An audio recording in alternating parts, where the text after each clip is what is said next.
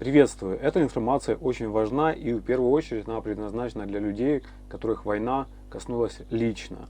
В своих предыдущих роликах я рассказывал, что такое международное гуманитарное право, военные преступления и запрещенное оружие. Сегодня же мы подойдем к главному вопросу, а каким образом можно наказать военного преступника? А если точнее, как правильно зафиксировать сам факт преступления и куда передать эту информацию для дальнейшего расследования? В самом начале скажу, что любой человек, находящийся в зоне боевых действий, может стать как свидетелем, так и потерпевшим. Поэтому в данном видео мы не будем касаться работы специальных следователей и прокуроров, а сосредоточимся на действиях простых рядовых людей, в числе которых может оказаться каждый из нас. Итак, представим ситуацию, в которой вы стали свидетелем нарушения правил войны, или иными словами, военного преступления. Как патриот, гражданин и просто человек, вам, конечно же, захочется, чтобы информация об этом преступлении попала в соответствующие органы и виновные были наказаны. Но какие доказательства вы сможете предоставить? Ведь мало просто видеть или слышать что-либо, нужны веские улики. Поэтому сейчас мы разберемся, что и как можно сделать в данном случае. В современных реалиях есть несколько надежных способов зафиксировать правонарушение, что впоследствии станет весомым аргументом в суде. Для этого не нужно обладать специальными знаниями или навыками. Давайте рассмотрим эти простые способы. Видеосъемка. Пожалуй, самый предпочтительный вид доказательного материала. Самыми сильными доказательствами считается видео, в котором преступление заснято в процессе совершения. Например, в камере запечатлен момент попадания снаряда в жилой дом. Такие видео редкость, но они бывают. Также очень важными уликами может стать видео, снятое непосредственно после событий, то есть фиксация его последствий. Фотосъемка. Еще один способ зафиксировать военное преступление. Здесь все просто, достаточно достать смартфон или камеру и сделать несколько фотографий. Хотя в стрессовых ситуациях это не всегда осуществимо, но лучше, если в кадр попадет как можно деталей и подробностей. Аудиозапись. Звуки, даже записанные случайно, также могут стать доказательством. Например, только по звуку взрыва специалист может определить тип боеприпаса. То же самое касается голосов, различных шумов, работы техники и многого другого. Сбор физических улик. Я специально включил этот пункт в список, так как многие в первую очередь пытаются собирать осколки, остатки боеприпасов, гильзы и так далее. На самом деле, таким образом вы можете только усложнить работу следствия, так как кроме наличия самих вещдоков, очень важно их расположение и нетронутое состояние. В очень редких случаях с места преступления можно взять улику, если вы понимаете, что все следы будут быстро уничтожены. Но снова же, даже в таком случае лучше сфотографировать или заснять улики на видео, не трогая их.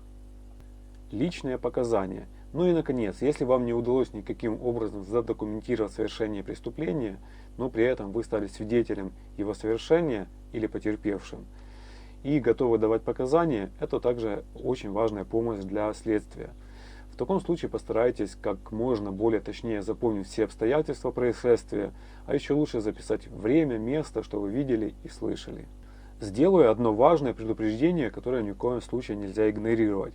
Производить фото и видеосъемку, как и в целом сбор доказательств, нужно максимально осторожно. Ни один военный преступник не заинтересован, чтобы его преступления были раскрыты. Поэтому он будет преследовать любого, у кого в руках окажется смартфон или камера. Не подвергайте свою жизнь риску и не провоцируйте врага. Соблюдайте все меры предосторожности. А теперь давайте ответим на вопрос, что самое главное в доказательствах и уликах. Конечно же, их достоверность. То есть возможность определить, кем, когда, где было заснято видео, фото и так далее. В связи с этим возникает следующий вопрос. Можно ли считать реальными доказательствами материалы из социальных сетей, мессенджеров, скачанные где-либо в интернете и так далее? К сожалению, а может это и к лучшему, нет, нельзя. У каждого материала должен быть автор, который может подтвердить его подлинность. Но и это еще не все. Даже настоящий свидетель преступления может неправильно оценить ситуацию и интерпретировать данные. То есть делать выводы о том, кем оно было совершено, с какой целью, каким способом. Этими поспешными выводами он делится с другими пользователями, которые принимают их безоговорочно и несут дальше. Таким образом, даже без злого умысла создаются фейки. Поэтому запомните главное правило.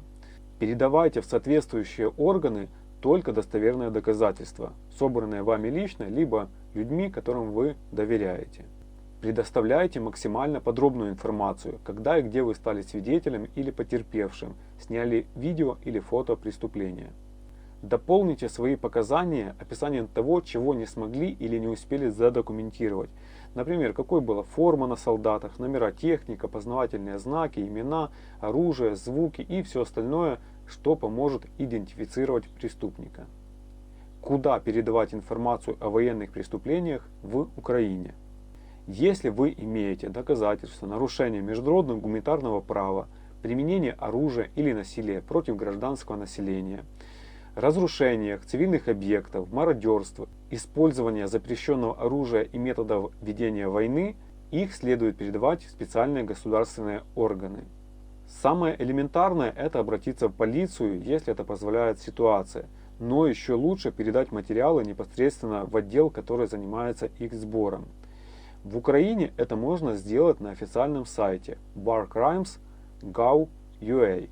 Ссылку на этот ресурс я оставлю в описании к видео. На этом все. Мирного неба вам над головой. И знайте, что зло будет обязательно наказано. Для этого достаточно просто не оставаться в стороне. С твердой уверенностью, что ни один военный преступник не избежит справедливого суда.